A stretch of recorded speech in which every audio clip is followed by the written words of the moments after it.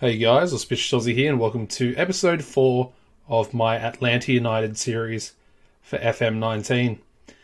Now, today's episode going to be against Columbus Crew.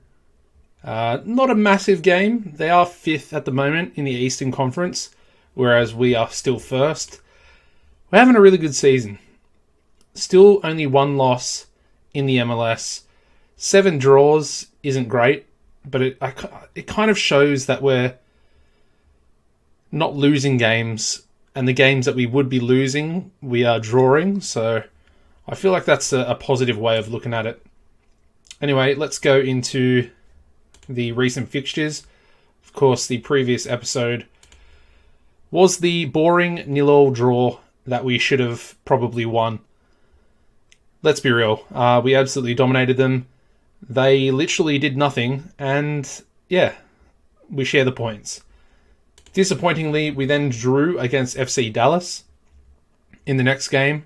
As you can see, they opened the scoring in the 16th minute, and then luckily Gonzalo Pity Martinez, I'm going to go with Martinez, managed to get the equaliser for us there. The next game was a pretty decent 3-0 victory away from home against Philadelphia. Perez opened the scoring, I think in like the first 20 seconds. I think it was the fastest goal ever scored. We then had Joseph Martinez score a brace as well. And he's really kicked into gear, up front for us, and he's really scoring a lot of goals. The next game at home was a 3-0 victory again, this time against Seattle. The Seattle Sounders, and Escobar, Barco, and an own goal by Svensson. That was a bit of a tongue twister there. Yeah, they were the goal scorers. Remedi was also sent off with 2 yellow cards in this game. We then had the US Cup quarterfinal. Managed to beat Columbus Crew, of course, today's opponents, 4-1. It's worth noting that we did play a pretty full-strength team against them. And it was the only MLS team that we actually versed in the US Open Cup up until we're into the final, spoilers. But yeah, we only versed them, which was interesting.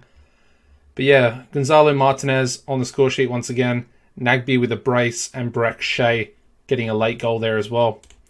We then could only manage a 1-1 draw against DC United. As you can see, Pogba opened the scoring in the 6th minute, and then they got a goal back on the stroke of half time.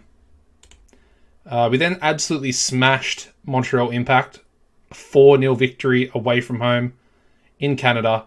Gressel opened the scoring in the 3rd minute. Joseph Martinez then got himself a brace, like I said. Really finding some decent goal scoring form.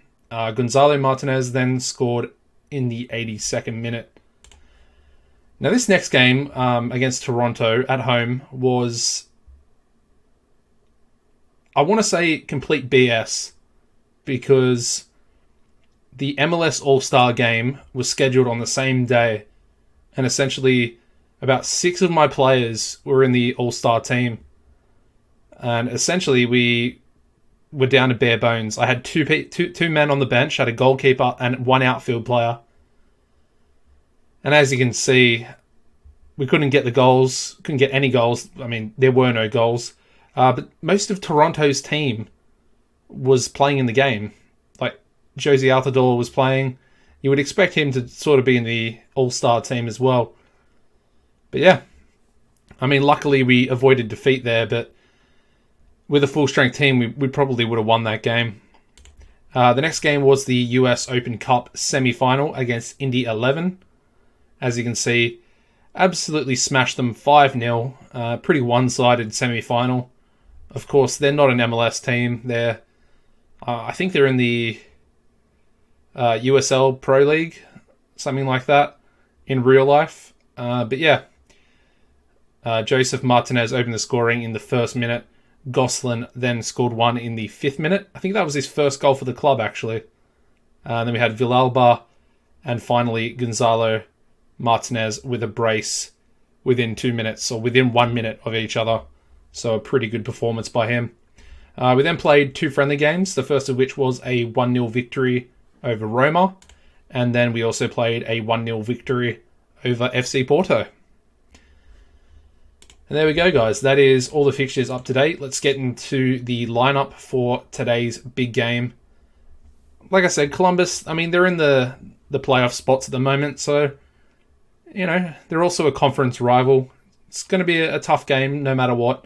We are at home at the Mercedes-Benz Stadium, so I would expect us to do pretty well. Anyways, Guzan's going to start in goals, Escobar at right back, Pires and Pogba as the 2 centre-backs. Bello is going to be the left-back today. I'm going to go with Remedi as the defensive midfielder today. He's playing a little bit better than Laurentowicz at the moment. However, Remedi's been playing in the cup games against, you know, non-MLS teams, so his rating, or his average rating, might be a little bit inflated. But we're going to go with him today. In front of him is going to be Nagbe and Gressel. On the right wing is going to be Barco. Left wing, Gonzalo Martinez. And then, as you'd expect, up front, Joseph Martinez as well. The bench today is going to be Can, Redding, Shea, Gosselin, Laurentowicz, Villalba, and Williams. Like I said, we need a big home performance coming off what is the mid-season break in the MLS. And, you know, we are doing pretty well. I'll show you the Supporters' Shield after this game, but I'm pretty sure, well, I know for a fact that we are still top of that competition, which I'm pretty sure winning the Supporters' Shield automatically, well, it used to. They have changed the North American Champions League. It used to give you automatic qualification into that competition. I'm hoping it still does, because that'd be nice and easy. And I remember the MLS Cup, well, the 2 participants in the MLS Cup final would also go into the Champions League, if I remember correctly. That's how it used to be in years gone by. Might be a little bit different now. I'm not 100% sure. Probably should have checked that. Anyway, we've got the opening goal here. Franco Escobar. Not the cleanest goal in the world. Came off a cross. A little bit of sliding around on the floor. And Escobar managed to put it in the back of the net for us. And he's been pretty solid. We don't have a backup right back. So he is essentially playing every game. I've kind of been rotating Pires into right back and then bringing Redding on to sort of give him a rest here and there, but ultimately he is pretty much playing every game. The cup games were when I sort of rotated it just to keep him a bit fresh. But yeah, he's playing really well. He's also developing quite nicely too, so a lot of positives coming from him. In terms of players to come off the pitch, Remedi is not playing well, and I think we'll just leave it at that for now. I mean, there are a few other bad performers out there. Joseph Martinez, Nagbe. Neither of them two are playing very well at the moment either. Let's see if we can turn it around though. Nagbe's bringing it forward. Gonzalo, Pity Martinez. Shoots the ball over the back of the net. We'll make a sub here as well. Let's bring Williams on. And then, yeah, I guess we'll kind of leave it at that. I was going to bring Nagbe off, but he's sort of turned his rating around a little bit. I mean, we are still 1-0 up, so, you know, as long as we don't concede here, we should be alright. Although Columbus are... That was a decent shot there by Alexander from Columbus. But it's still 1-0 to Atlanta. And we've got a free kick here. Laurentowicz, I think he hit the crossbar, but I think it was a... Yeah, it was a free kick. Judged to be a foul. 1 minute left of stoppage time. Cleared away by our defender there. Escobar clears it away again. 30 seconds left to go. Ball pings back into the box. Robinho. Oh, Pogba with a big tackle. And yeah, Robinho was actually offside there. That should be full time. There we go. Final whistle is blown. And we get the 1-0 victory. I mean, as you can see, once again, absolutely dominating, but can't really find the breakthrough. You know, I was sort of talking Joseph Martinez up before the game. And then for some reason, he decides to go missing. Is Barco natural? He's natural in his position. He's now a natural right winger. That's really good to see.